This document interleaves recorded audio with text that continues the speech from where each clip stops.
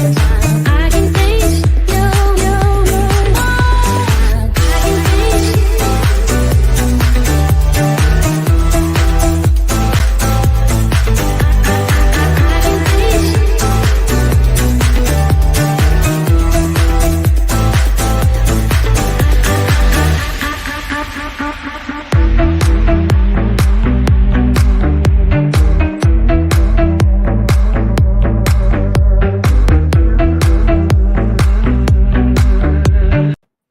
Good afternoon and happy Friday. And I shouldn't say good afternoon, it's good evening and good morning to wherever you are in the world. I'm Katie McManus, business strategist and leadership coach. And I'm here today with Clem Fabien, who is a coach. And I'm just going to let you introduce yourself. Hello, everyone. It's so cool to be on the show. Thanks, Katie, for the invite. I'm really, really pleased. Yes, indeed, I am. I am a coach, and I work more specifically on your mindset. And that's why I'm super excited about this conversation today, because I'm going to be talking about the fear and how to do things even when you're afraid. So yeah, coming to you from the UK, where it's evening here, and yeah, very, very excited to have this conversation together. Yes. And being afraid is such a huge part of being human. Like not even in starting a business, not even in doing anything. Like we're constantly afraid of so many things. Yeah. And really, if we listen to that fear all the time, where would that get us? Yeah, absolutely. I completely agree with you. I think it's probably an illusion to think that at some point you can be like fearless and not Right. experiencing fear. I think it's more being able to do things despite the fear and even like embracing it, like being like, bring it on.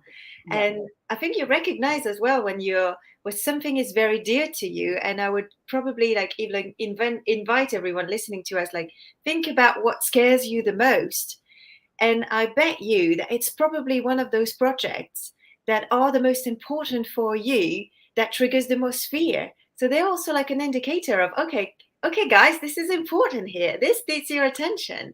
Yeah. And this means something to you, right? Mm-hmm. Yeah. Well, it's funny, I'm a business coach, right? And so I help people get out there and start their businesses and ask for money for their services and promote themselves and show up on camera and things. And I also used to be a knitting teacher. Right? I used to teach people how to knit. And like, it's so funny because the level of fear shows up in both areas, like a simple hobby that no one really cares about. Like the fear of making a mistake. And what do you do when you make a mistake? And oh my God, this is the end of the world. And also, promoting yourself to people who've known you your whole life. Yeah, 100%. So it's funny that like it's not so much the outcome. Sometimes we think like, okay, this is because this outcome is like so big, but the example is such a great example. Because no, actually, it's the power of your mind and what your voices in your head are telling you. I like to call them the saboteurs' voices because they try to sabotage you. They're here for you. They're here to try to help you. It's like this survival brain like kicking in and telling you, okay, you should worry about this and what if and the worst case scenarios and type thing. But if we were to listen to those voices, first you'd feel miserable. Second, you probably won't achieve anything, and you stay under your blanket or cuddled up under your duvet all day. So, so they're serving up to a point, and after a while, they're just sabotaging you. So it's really important to have tools to move transcending them. Yeah. So I'm curious, where do you have the most fear for yourself, and how have you overcome it? Yeah. So for me, it's definitely been one of the the biggest experience of fear that I've had was to actually get into my coaching business. So starting my coaching business, I was already an entrepreneur. So I had my first business, which was a bilingual nursery, and that was going amazingly, and it was thriving. But really quickly, when we started running that with my co-founders, I started having people coming to me being like, okay, I want what you have. Can you help me become the highest version of myself? And can you help me work on my mindset? So started sort of naturally, sort of organically coaching people and enjoying that so much. And at some point I came to the realization, right, this is my calling. This is what I got to do. And I had so many people around me telling me, like, "You're crazy! You've worked so hard, and you're finally making, good money, and you're not gonna do that, are you?" And I was like, "Mm-mm, I am." So that took a lot of courage to listen to it, like listen to this calling inside of me, and being like, I know it probably doesn't make sense from the outside, but this is what is right for me, and this is what I need to do. Yeah. So that's maybe one of the past fears that I managed to overcome. One of maybe of the most present fears for me are about a future project that has yet to happen around starting a family and having a baby. And I can see so many things kicking in, so much of the conditioning being like, oh, you have to be perfect, and what if this happens, and this and that. And it's an amazing dance. It's very, very interesting. But yeah, it's really about you're gonna feel the fear, you're gonna feel the emotions, but how do I move on? How do I keep going, and how do I do it anyway, right? Oh, 100%. And I love those examples because really, I mean, the core of it is you're changing what you're doing Mm-hmm. and you're Mm-hmm. changing who you're being while you're doing it. Mm-hmm. Yeah. Yeah. Right. That's really scary for all of us to kind of reckon with. I mean, even moving is really scary for some people. Yeah. Yeah, yeah. It's said to be one of the things that can be very traumatic, actually. Moving house, getting married, having children, etc. One of those big life milestones. And yeah, you're absolutely right. It's the way I see it, and I like the analogy of a dance. It's dancing with it. It's not like thinking I'm going to get rid of it, because I think that's an illusion. I think it's normal that it's here. It's part of the human experience, like you were saying. Yeah. But more like, how do I learn to dance with that, right? To Right. tango with it and to go whichever dance you like. Well, And yeah. I want to dance with that metaphor because I love that, because imagine you're at like a wedding and everyone's on the dance floor and you're like so in your head and you're thinking, okay, I have to plan out in my head exactly all my moves that I'm going to do once I get out there and I find a partner to dance with. Yeah. You do that, you're going to end up elbowing someone in the face and you're probably going to hurt yourself, right? That's such a great way to right? You kind of just have to like trust yourself that you're going to find the rhythm and you're going to find someone who can work with you. And if you don't, you're just going to have fun. Yeah, exactly. And being in that flow of action, rather than being into the story of what the voice is telling you, right? Because it's a story, and actually the louder the voice and the more attention you put onto that, the worse it's become. Right. Rather than like the example of the dance floor, right? Like, oh, should I go and dance, and what should I do, and should I do this move? Is it more like a disco song, or is it more like a groovy sound? What's like the best dance steps? And you're like watching this dance floor and creating all this story and making it 10 times worse that it would have been at just taking that step and just going on that dance floor and getting along with the flow. Right. So it's really I found that really, really important, like recognizing there are those voices, but even like choosing not to trust them, not to consider them as truth. This is not true. Yes, you can, and yes, you should. Yeah, absolutely. Yeah. Well, one of the things I always like to remind myself when I do have those voices running, because it's so easy, because they're an internal voice that, just naturally happen. It's so easy to believe that they're your intuition. Yeah. Right. And so I like to always check in with my body. It's like, because when that voice is going, I know like my shoulders are up to my ears and I'm really tense and all the stuff. And that's not how intuition feels in my body. Right. Intuition feels like it's like in my abdomen, like I feel really grounded, like this is what needs to happen next, even if I'm not sure of like the next step after that. Yeah, that's absolutely a great way to describe it. First, what I like about what you said is the contact with your emotion and how your body feels.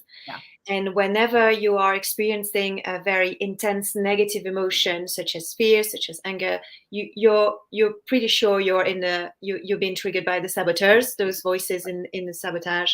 While if you're in the flow, if you're feeling great, if you're aligned with your intuition, you're gonna have a very different physical and an emotional experience. So they're a sign of like what's going on there. So it really helps to describe those different voices, because we've talked about this inner critic and those voices that are here to tell you stories and make worst case scenarios, etc. What's the alternative to that? The intuition, isn't it? Like when you're aligned, when you're strong, when your base is there, and that's really what helps to have this grounded stability inside of you, right? That enables you to actually go, do you know what? I'm going to take that first step, even if I'm feeling this movement of fear, because I can connect to this intuition, to this place that feels more grounded and secure. Yeah. No, 100%. Well, and I think there's also this this belief that like if we're gonna be fearless, we have to be fearless about everything. Yeah. Right. Yeah. So, like I used to have, there are a couple things I'm terrified of: tarantulas, and I used to be terrified of public speaking. Right. Yeah. Public speaking, but I really wanted to do public speaking. I really wanted to be in front of people. I really wanted to be comfortable on camera and do all these things. Yeah. Nice dog. Thanks. Meanwhile, I'm terrified of tarantulas. I never come across them. I'm never going to be in a situation where I have to deal with them. You know, you're allowed to be afraid of some things and not deal with it. Yeah, If it 100%. doesn't affect you, right? 100%, absolutely. And I think what's the difference there as well was your desire to do public speaking. So that's very different, isn't it? Like I feel afraid because that's really important to me. Like when we were talking about like a bit earlier as well. Oof, this is going to be something major in my life. Scary, which is normal because it's a mixture of excitement as well, isn't it? Yeah. And recognizing that, I think, makes a difference, as you say, in between, okay, what do I want to work on and what can I just like have that in my life, and it's all right, it's not having a major impact. Right. Yeah. Right. Yeah. So what has really helped you learn to deal with fear as it comes up? So it's again like I love the analogy of the dancing. So it's really like learning to dance, and what's helped with me is like first start to recognize what the facts are. Okay, what are the facts? I hear all these stories and all the voices telling me this and that.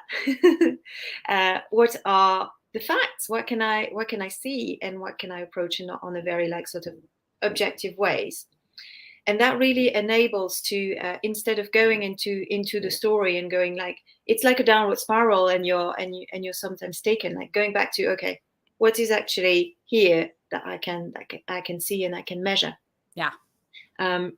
What else is really helpful is to be super clear on your why. Like going back to your example of public speaking, I think you've probably naturally done that.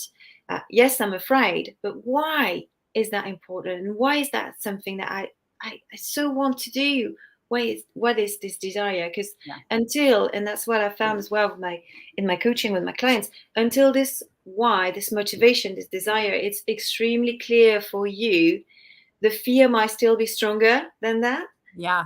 So giving more power to why you want to do it, and what meaning it's got, and how it's going to be wonderful, and what it's going to bring to your life. Oh, we're starting to unbalance a little bit those voices of the saboteur, right, and being a little bit more into like, all right, maybe I can believe in that. Maybe I can trust my intuition onto this. No, absolutely. Yeah. I mean, why do people make any decisions to get away from pain or to go towards pleasure? Yeah. Right. Yeah. And so I love that. It's really tying into, what is it that you want? And also like, let's fact check. Let's like myth bust. Myth bust. Yeah. 100%. Yeah. Yeah, exactly. Because it's a very different thing to live your life in condition to fear. Like, okay, so I'm not doing this because of fear, to doing something for a motivation. Right. It might be the same outcome, but the energy into it and the way you do it and the solutions that you're going to find are totally, totally different. And sometimes it also influences the decision also very strongly. Right. Going back to maybe the example of a career, right? Right. I'd love to start my own business, but it feels so scary. I think I'm going to stay in this job, right? Mm-hmm. Well, it's always been there, and I meet so many people in this case. I'm imagining it's the same for you. I've wanted to do that for years, decades, etc. Yeah. So why didn't I do that? Why? Well, I can tell you that most of the time it's the fear that's been blocking it. So I think that's something, probably another thing important to reflect on is, am I deciding, is fear influencing my decision, Yeah. or is my motivation my desire? And there are really two different spaces from which to take your decisions. Yeah, No, 100%. It's the difference between a powerful decision and a powerless decision, right. right? That's a good way to put it. Yeah. Have you ever seen the movie Exit Through the Gift Shop? No. Oh my God, you have to see it. It's actually done by Banksy, the street artist. All right. Oh, brilliant. Okay. All Oh right. my You got God, me here. I want to it's so see good. them. So it's about this guy who like goes around to all these other street artists, and he's not a street artist at the time, but he's recording them. They're like, "What are you doing, dude?" Because they're all super secret, right? Uh-huh. They don't want to be caught. And he's like, "Oh, well, I'm making a documentary on street art." And so he Oh, comes across Banksy and he like forms this friendship with Banksy. And Banksy's like, dude, like, when is this documentary coming out? And so this guy was like, oh, yeah. Like, I'll put it together. And he gives it to Banksy. And Banksy says, that's when I realized he wasn't actually a documentarian, because it was awful. It was so bad. It was like 2-second clips and it had just the worst noises ever. uh-huh. It was like you were on the worst kind of drugs and you mixed them all. Oh, And wow. so Banksy was like, hey, listen, give me all the footage. I'll make the documentary. You go and become a street artist. Ah, And this okay. guy's like, okay. Yeah. So he gives him all this stuff. And like his first show, he made over $2 million. Mm. But this guy, literally, there's like, I wish we all had the ability to tap into this guy, because he had not one voice in his head that doubted himself. Yeah. He was just set in a direction like, oh, cool, I'll go try that. Mm. And even though it was a complete shit show the whole way, it was just completely crazy. And at the end, it's really funny because Banksy's like, I want to try to find a lesson here, but I can't. Yeah.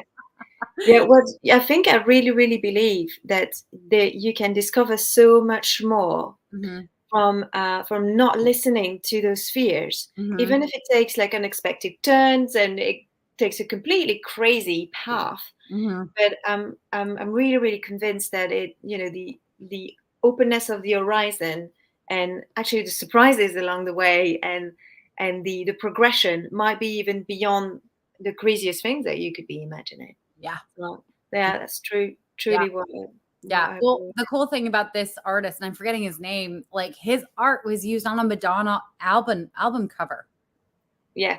So right? he's really, really talented. Like think if we all did our version of what that is Uh-huh. Uh-huh. and just went for it. Yeah. Yeah. Yeah. Yeah. 100%. So sometimes it's sabotaging you in terms of stopping you from doing something. And also sometimes I found it makes you like sort of play small. So like you starting something, and for going back to example of starting a business, I've seen that as well a few times, and I'm sure you have as well. Rather than going for the business that I really want to start, I'm starting with something that seems a little bit more in my control. I Yeah. know that the market's a bit safer, so like I'm like feeling too scared to go for the real game, for the real deal. So I'm like, I'm going to start with this, and what happens usually in my experience is that those people arrive after a while and they're like, do you know what? That's successful. That's worked out. But what I wanted is actually this over here. So I think now I'm gonna do that. So does that also happen in your experience? Oh, 100%. I can't tell you how many incredible coaches I come across who like have a very specific niche in mind that they really want to pursue. Like how I'm trying to think of a anonymized version of this. I'm not outing anyone. Like working with teachers Uh-huh. who are facing burnout, but they're like, oh, well, instead of doing that, I'm going to only work with like high level executives because they have money. Mm-hmm. Mm-hmm. And it's like the world doesn't need another generic executive coach out there. Mm-hmm. The world needs people who have super niche down, Yeah. and are making a difference in an area that really matters to them. Yeah. Yeah. right? And there's a way to formulate your business so that you're making money doing that versus the other thing also. 100%. And there's also, I really believe as well that there's also this unique thing that wants to come out of you, right? And that's who you are. That just wants to shine through you, and that's why I love as well when people like that are also looking at creating their own business, because that's also the way for them to express that what's unique about them. But usually, usually it's themselves, sort of like. Um, there's this kind of censorship, like, oh no, I'm not going to show everything just yet, and I'm going to conform or look at what others do, and I'll copy that for now. And Yeah. so it's fascinating to see this, and that's also fear based. Yeah. Oh, 100%. I think people get really attached to that outcome though, like it working and it delivering a certain amount of money. When really, the two things that matter is that there's a need out there in the market. There are people who are struggling with the problems that you help solve. And also you enjoy talking about that. Yeah. Right? 100%. Yeah. And also, like when you start something like a new business for yourself, there's most of the time as well a research for fulfillment, for something more, like making sense of your life or finding that meaning. So don't forget that you're going for that. Don't let that out of the equation, because that's very easy to do as well, isn't it? Like, oh no, it's business, it's serious, it's professional, and which I really believe everything is connected. And I love working on the mindset for that, because you can't fragment yourself. You can't say that there's this part of me and there's this part of me, and I'll treat them separately, because that's not the reality of life and how things work. Totally. No, totally. And it's, well, the example that I love to point to is there are so many coaches, for instance, who really have a spiritual side to what they do. Like it's either nature based, or it's kind of witchcrafty, or it's actually their religion. And when they're kind of afraid of sharing that because they don't want that part of them to be rejected. Yes. Right. Yes. But actually, when they do share that, the people who buy into that, who like are part of that club, they'll be so much more invested in that work, because they'll be like, oh my God, this is so perfect for me. Yeah. I think that's one of the parts of going back of the different type of fears that we have as well. I think it's part of the fear that makes you, so because there's this exposure, you're going to be very exposed, right? Like I've had that quite a lot as well with artists that I've been coaching. Like I'm presenting my work. It's so personal. It's it's my life. It's my heart. I'm really feeling exposed by presenting that, and it feels very hard actually to do so, because if I'm judged and not approved, and I'm still like sort of counting at this stage on external approval, I fear to be destroyed. Like something in me is going to be completely destroyed. While it's actually remembering that you're going to be presenting this side of you to exactly the right people that are going to be resonating. The rest might not be resonating, and that's absolutely fine. There's all sorts of flavors and tastes in the world just exactly for that. Yeah. But you're not trying to talk to everyone. You're trying to talk to these people there that want that, looking for that, waiting for that. Yeah. And that's that helps you. I found that it's really helpful to remember that it's not about you. It's again going back to like a sort of an egoic thing. Oh, I'm scared of being hurt. Forget it. It's about you. Think about the service and the people you're going to be serving. Right. That's what matters, and that's as well why we take these steps, these fearful steps of getting out there, because we want to make a difference and we want to serve those people. Yeah. No, I mean, you're talking about this, and I'm just thinking about my clients and how, usually they have this massive fear of getting on a sales call, an enrollment call with a new client, because they're so terrified of being rejected. And we have to remember that people really don't reject you. What they're rejecting is this idea of who they'll become on the other side of working with you. Right. So if you're a meditation teacher, and I have never imagined being a meditator, and it doesn't really matter to me, and I don't have a lot of anxiety, I don't really care about what you're offering. Yeah. So I don't need to become like, a meditator. versus Uh-huh. someone who sees that and it's like, oh my God, I would love to be able to sit in silence for that amount of time. Like I want to imagine about, who that would make me become on the Mhm. other side. I really want to invest in this. Yeah, yeah, yeah. That's so true.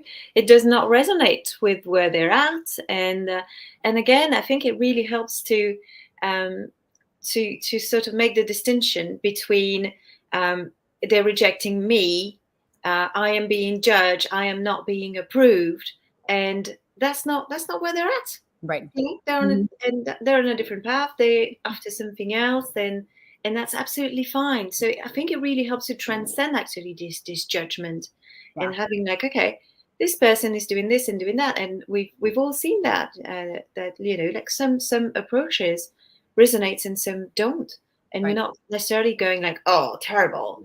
That's really. It's just like, no, that's not me. Yeah. Well, just back to what you said earlier, how when you started your coaching business, your friends and family were like, are you nuts? What are you doing?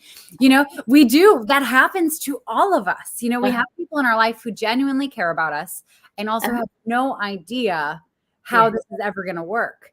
uh-huh, We have to remind ourselves that they're not our ideal client. Their opinion really doesn't matter when it comes to this, yeah, yeah, right? Because they're yeah. not in the position of saying, oh, yeah, well, I have an interest and a need here. I would definitely sign up for that. Yes, yes, absolutely.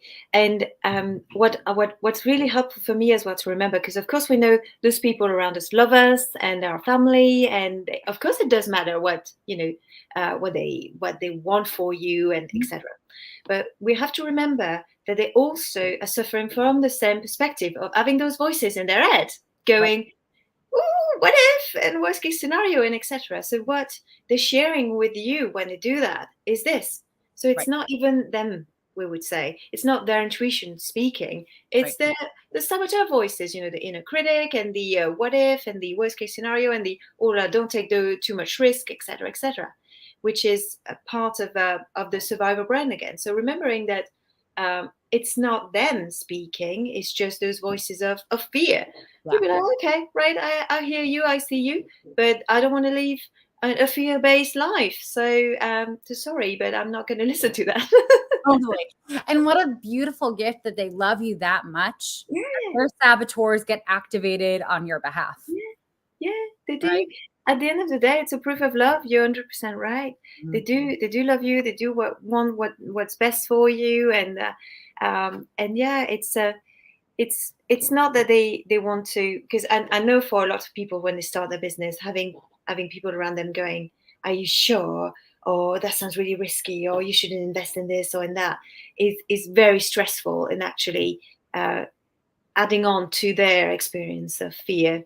Right. So it's important to maybe not expose yourself too much to those voices, like sort of protect yourself, especially if you feel like your fear levels are quite high, because what happens is the saboteurs and others are going to be triggering your own saboteurs, Right. and that's not going to be helpful for you to come back to sort of a calm space and connect with your intuition, as you were saying. So you need to maybe protect yourself and not having too much of being in this type of environments. And for those people, I also recommend to finding then their tribe who are experiencing something different, who are also wanted to being uplifted, to being encouraged into becoming the highest version of themselves, Right. looking for this growth like they are, because that's going to be a lot more positive and a lot more encouraging in what they're doing. So, and also counterbalancing the other voices of people surrounding them that might not be in business and might not be able to help with these aspects of fears and mindset. Mm, Oh, 100%. And, it goes back to you are the sum total of the 5 people you spend the most time with, absolutely. Yeah. right? And, Yeah. do you ever play tennis? No. Yeah. So this is interesting. I'm really bad at tennis, but it's really interesting that they say that if you're like a medium level at tennis and you play with someone who's better than you, Uh-huh. you actually get better. Yeah. Like you perform better, even in that one game. Yeah. The same is true for that person who's better. They start coming down, right? Absolutely. And so when we do go to our loved ones, and we're like kind of presenting our ideas and asking for advice, what we're doing is we're asking them directions to a place they have never been. No, no. right? So Yeah. it's one of the gifts of working with, say, a coach or a mentor Mm-hmm. who has been there and has faced their fears and like knows what typically comes up and can guide you differently. Absolutely, absolutely. A coach or mentor is amazing for that. What I also recommend is having accountability buddy or buddies, if possible, too. Because what happens as well is also can be quite encouraging is also having the dynamic of sometimes helping someone else. So that makes you see as well your progress. So having a peer sort of a relationship or in a group can be amazing for that because we all have strengths and some things that we need to improve and seeing maybe where I'm great and where I need improvement and going okay how do I get there. Yeah. So not only looking up to someone and being like okay I'm not there yet but also being able to go to oh do you know I can help you with this so that means necessarily that I've been working and improving and I've come quite a long way to where I was previously. So this sort of having this balance between the two are very important and they are in a way as well an alternative to those voices to those fears and we need different tools we need like I mean in coaching we have so many tools in our toolbox uh, because the fear might come back and it might come back and it might come back and again that's why I love the analogy of a dance or the wave of the ocean. It's like okay you try another tool and then another one and Yeah. you never quit on yourself. You never quit on. Yeah. You just find another solution. That's it, and it comes back. All right, let's deal with it. Mhm. The best reminder I ever got from coaching was that the fears come from our own brains. And so this fear voice is just as smart as we are. Yeah. Right. So like it's going to keep coming back with like better and different ideas of things that we should be afraid Yeah, of. exactly. And it's so important to have different ways to deal with it. Exactly. And one of the biggest triggers for everyone is money. Mm-hmm. Because money is such an important part of our society, of how the world works, right? It's one of these resources that you need to do things in your life. It's an enabling and amazing resource. Yeah. And so, exactly as you say, I can see in my clients, but also in myself, how it gets triggered in a different way. So you deal with one aspect, and then oh, it comes back from a very subtle other angle, and it feels very convincing initially. You're like, oh, yeah, sure, I should worry about that. I mean, that feels so true. And then you work on it, and you be like, okay, that is exactly the same thing. It's another way of the fear and no I don't want to live from that space and it's not serving me and so you keep on improving and breaking the next glass ceiling in that way but money is such a good one for fear. Yeah. Yeah. So we're coming up on time. I would love to hear what's the final piece of advice that you want to leave with our audience today. So really, one of the last things that maybe we haven't mentioned that I found really really important to remember about fear is how much action becomes a great answer to anxiety. So in coaching, we've got different ways to approaching that. Sometimes it's looking at baby steps. What can be the next baby step? Maybe if I'm having a big fear of public speaking, yeah, I'm not going to go and talk to an audience of 200 people straight away. But what can be the next baby step that can make me like sort of face the fears on a level that's comfortable for me and I can access the next thing and be like okay do you know what it's actually was fearful but also exciting so I want more and I want to move to the next level etc etc. Mm-hmm. So remembering that action is one of the most powerful medicine against anxiety and fear. I found very very empowering. And I would say instead of focusing on Mount Everest that you can see so high up there, focus on that next very little step and put 100% of quality, 100% of motivation, be all your energy into this. And that's how you actually get to one step further, and one step further. Yeah. Yeah. No, 100%. I can't agree more.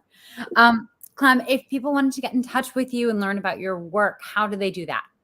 Yes, so they can connect with me here on LinkedIn. That'd be amazing. They can follow what I post regularly. There's more information as well on my website. It's www.coachclem.com. And yeah, always open to have a free discovery session and have a conversation. See if I can be helping you in your situation. With great pleasure. Beautiful. All right. Well, thank you so much for being here today. This has been so much fun. I'd love to have you back in the future. And to everyone who has tuned in, let me just say our goodbyes. So we have Asher, we have Kristen and her pink-toed tarantula Diggle. Shout out to Diggle. Please stay with us. And of course, Tommy, thank you all for joining. And if anyone commented and I'm not calling you out, it's not you. Sometimes the technology gets a little wonky and I can't see comments from everywhere. But anyway, thank you all for watching. I hope you have an amazing weekend. And Coach Clem, thanks for being here. Thanks so much, Katie. It's been a pleasure. All right. We'll talk soon and bye, everyone. Bye, everyone.